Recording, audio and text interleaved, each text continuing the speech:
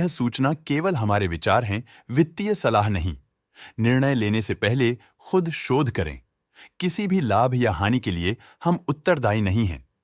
आज हम देख रहे हैं रॉलिस इंडिया लिमिटेड के 2025-26 Q3 की standalone financial performance. Starting with the sales, पिछले क्वार्टर से सेल्स में -27.5% का डिक्रीज हुआ है, मगर कंपनी ने पिछले साल के मुकाबले 19.5% का सेल्स इंक्रीज रिपोर्ट किया। Expenses -20% quarter on quarter decrease हो गए हैं, जो साल भर के 18% के राइज के साथ अलाइन करता है। एक्सपेंसेस में डिक्रीज अच्छा है, लेकिन सेल्स में डिक्रीज निराशा की बात है। ऑपरेटिंग प्रॉफिट, जो पिछले साल के कंपैरिजन में 32% अप हुआ है, quarter on quarter around -62.5% decrease हुआ है। Operating profit margin (OPM) annual basis पे 1% से इंक्रीज हुआ है और पिछले क्वार्टर के कंपैरिजन में -8.5% से डिक्रीज हुआ है। एक्सेप्शनल आइटम्स को ऐड करके अदर इनकम पिछले क्वार्टर के कंपैरिजन में -262.5% गिर गई, बावजूद इसकी ईयरली डिक्लाइन -533.5% हुई है। इंटरेस्ट एक्सपेंसेस पिछले क्वार्टर से -33.5% डाउन हुआ, लेकिन ईयर ओवर ईयर इंक्रीज 0% हुआ है।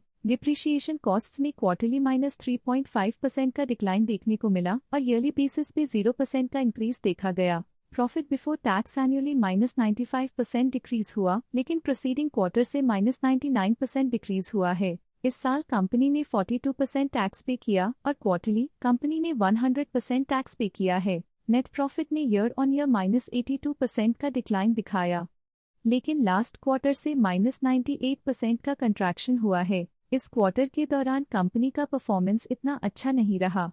नेगेटिव नेट प्रॉफिट लॉसेस को इंडिकेट करता है। वहीं अगर एनुअल एनालिसिस की बात करें तो साल के दौरान कंपनी का परफॉर्मेंस अच्छा नहीं रहा। नेगेटिव नेट प्रॉफिट का मतलब है कि कंपनी प्रॉफिट के कंपैरिजन में नुकसान उठा रही है। अर्निंग्स पर शेयर (EPS) में ईयरली -82% का डिक्रीज देखा गया, लेकिन क्वार्टरली में 98% की गिरावट भी नजर आई। इस क्वार्टर में कंपनी का EPS इतना अच्छा नहीं रहा। नेगेटिव प्रॉफिट कमजोर एफिशिएंसी को दिखाता है। रॉलिस इंडिया लिमिटेड के फाइनेंशियल स्नैपशॉट को रिव्यू करते हुए कुछ मुख्य ट्रेंड्स सामने आए हैं जो कंपनी की परफॉर्मेंस पे रोशनी डालते हैं। दिसंबर 2022 से दिसंबर 2025 तक रॉलिस इंडिया लिमिटेड की फाइनेंशियल जर्नी में सबसे पहले बात करते हैं सेल्स की। इस साल सेल्स में 7.5% की वृद्धि हुई है और पिछले 4 सालों में -3% की गिरावट हुई है, जो हाल ही में सुधार को दर्शाता है। लगातार 2 साल की गिरावट के बाद इस साल सेल्स में वृद्धि हुई है, जो मार्केट कंडीशंस में सुधार का संकेत देता है। अब बात करते हैं एक्सपेंसेस की।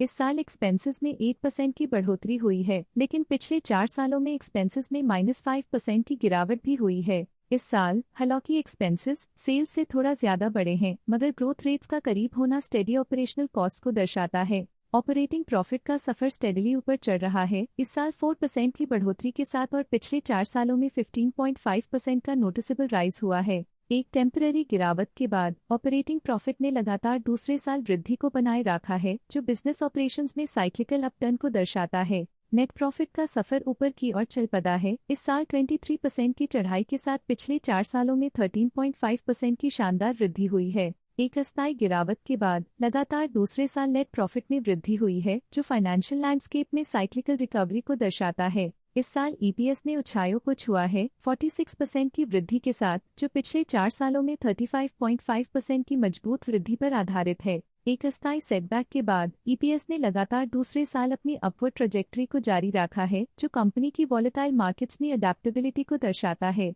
चलिए अब बात करते हैं शेयर होल्डिंग पैटर्न की। शेयर होल्डिंग रिपोर्ट्स कुछ इस प्रकार की हैं जो कि तक चलता है। ये रिपोर्ट कंपनी के शेयर्स की डिटेल्ड जानकारी देता है, जिसमें promoters, promoter groups, foreign investors, public investors और सरकारी एंटिटीज शामिल हैं। जब कंपनी के शेयर्स का अधिकतम हिस्सा प्रमोटर्स, FII, DII या गवर्नमेंट के पास होता है, तब ये माना जाता है कि कंपनी मजबूत हाथों में है, जो स्थिरता और मजबूत समर्थन को दर्शाता है और इस मार्केट की स्थिरता बनी रहती है। ये था कंपनी का करंट शेयर होल्डिंग पैटर्न। आइए नजर डालते हैं कुछ प्रमुख DII ट्रांजैक्शंस पर जो मार्केट के डायनामिक्स को रीशेप कर रही हैं। 2 दिसंबर 2025 को ask investment managers private limited (PM's pool account ने 11.2 लाख शेयर्स इन्वेस्ट किया 266.73 रुपीस पर यूनिट के हिसाब से, जिसका टोटल था 29.9 करोड़। इन सभी ट्रांजैक्शन से हमें समझ में आता है कि किस तरह के इन्वेस्टमेंट्स ने इस क्वार्टर में प्रभाव डाला है। आज के लिए फाइनेंशियल सेक्टर में इतना ही।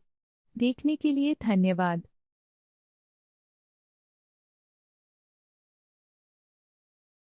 स्टॉक लेटेस्ट न्यूज अपडेट के लिए चैनल को सब्सक्राइब करें और वीडियो को लाइक एंड शेयर करें।